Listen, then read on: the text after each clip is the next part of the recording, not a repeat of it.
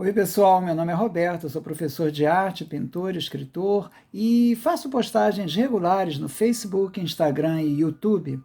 Mari foi uma cidade antiga da Mesopotâmia, ocupada desde o terceiro milênio antes de nossa era. Sua posição entre o Mediterrâneo e a Mesopotâmia a tornou um centro comercial, e sua história reflete a luta de vários grupos para conquistá-la. Ela acabou sendo conquistada pelo rei Hammurabi, mas se rebelou e foi destruída por ele. Nas suas ruínas, os arqueólogos encontraram um dos maiores palácios da antiguidade e abundante documentação do arquivo real, dentro daquilo que Hammurabi não levou com ele quando invadiu a cidade. Mas também encontraram importantes obras de arte da Idade do Bronze, como, por exemplo, as pinturas de Mari.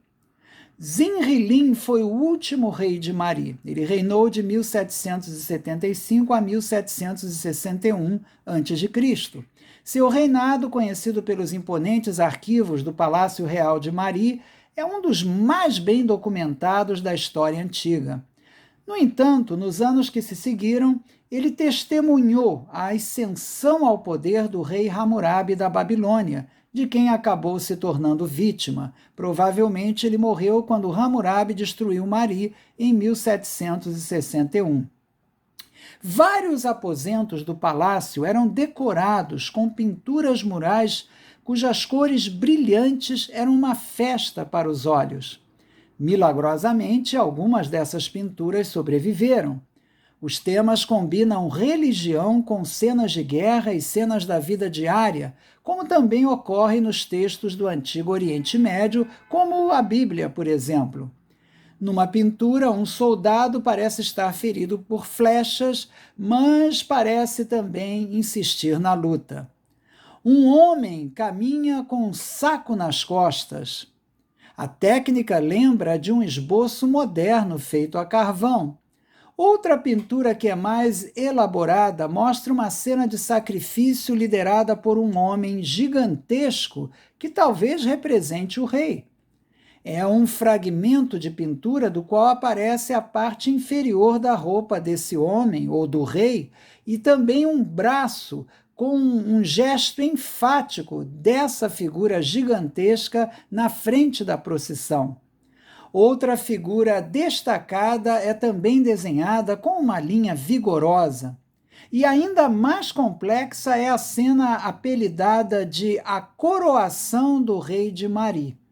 Os afrescos de Mari, inclusive esse representando provavelmente a posse do rei Zinri-Lin, exemplificam as inovações artísticas da época. Os artistas empregaram a técnica do afresco, aplicando pigmentos ao gesso úmido para obter durabilidade e cores vivas. Esse método permitiu a expressão de detalhes finos e sombras diferenciadas que deram vida às cenas. O simbolismo nesse afresco da foto vai além da representação literal da posse do rei. As imagens transmitem temas de poder, proteção e prosperidade sob o reinado de Zihrin-Li, com a presença dos deuses, significando uma relação harmoniosa entre os reinos divino e terrestre. O afresco, conhecido como a Coroação do Rei, é, assim, um retrato vibrante do apoio da deusa Ishtar ao rei, expressando o direito divino do rei governar. Essa obra de arte é uma prova do estado avançado das técnicas de pintura mesopotâmicas, caracterizadas por representações figurativas detalhadas, padrões intrincados e uma rica palheta de cores.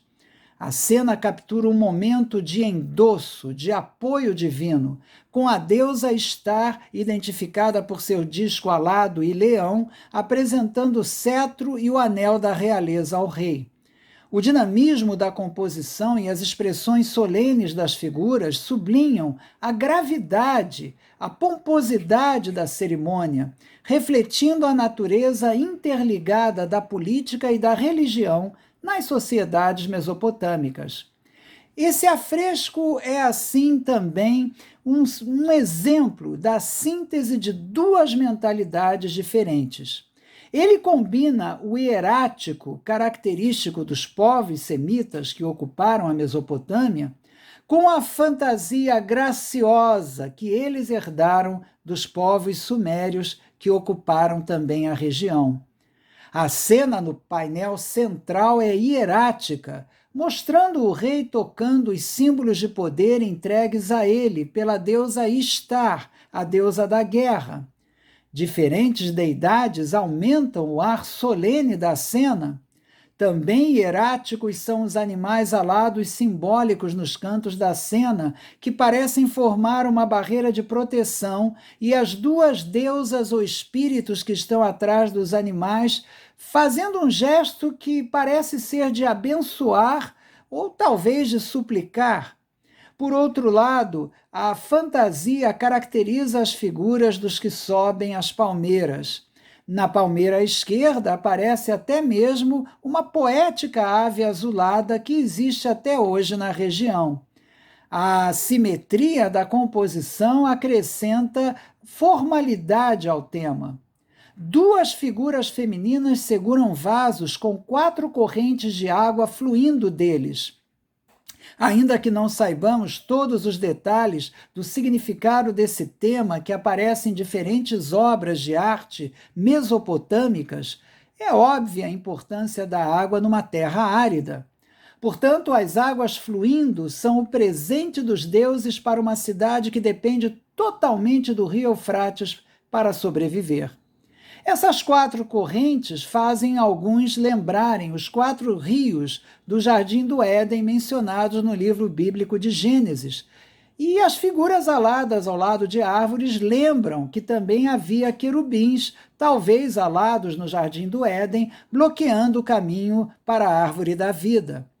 O jardim que aparece na cerimônia, na pintura, também apresenta belas árvores paradisíacas. Talvez tradições mesopotâmicas sobre um jardim divino, parecidas às encontradas na Bíblia, tenham sido incorporadas no cenário dessa pintura. Mas o fato é que a cerimônia de coroação do rei lembrar a descrição do Jardim do Éden ilustra a ambientação tipicamente mesopotâmica do relato de Gênesis. O mesmo ocorre, aliás, com a descrição poética da Bíblia no livro de Ezequiel, capítulo 28, sobre o Jardim do Éden. A pintura, assim, proclama, na realidade, a abundância das bênçãos dos deuses sobre Mari. Seu propósito é justificar, enaltecer a realeza como sendo de origem divina. Um aspecto notável da arte de Mari é a semelhança com a arte cretense, no uso, por exemplo, de decoração com espirais que aparecem no aposento do palácio, e também um frescor da representação da natureza que lembra as representações cretenses, o que não é de surpreender, pois documentos de Mari mencionam relações comerciais com Creta. Outro aposento é decorado com uma pintura mural muito deteriorada, supostamente feita 2 séculos antes da destruição, com cenas aparentemente derivadas do cotidiano, que também tem sentido religioso e cerimonial na capela da deusa Ishtar. Vemos cenas de libação e ofertas aparentemente para o deus Sim, que era o deus Lua, e também para Ishtar. É interessante notar que essas obras sobreviveram porque o rei Hammurabi derrubou as paredes assim que ateou fogo ao palácio. Por essa razão, as pinturas foram protegidas quando soterradas pelo colapso dos tetos, não permitindo que a chuva e o vento as arruinassem. Ou seja, Mari é um exemplo raro do que sobrou da arte no Oriente Médio. E as pinturas são um dos exemplos mais notáveis da excelência da arte mesopotâmica. Bem, eu espero que tenham gostado. Links com informação sobre os livros de arte que eu publiquei estão na descrição desse vídeo abaixo. Muito obrigado pela atenção, muita paz para vocês. Até a próxima.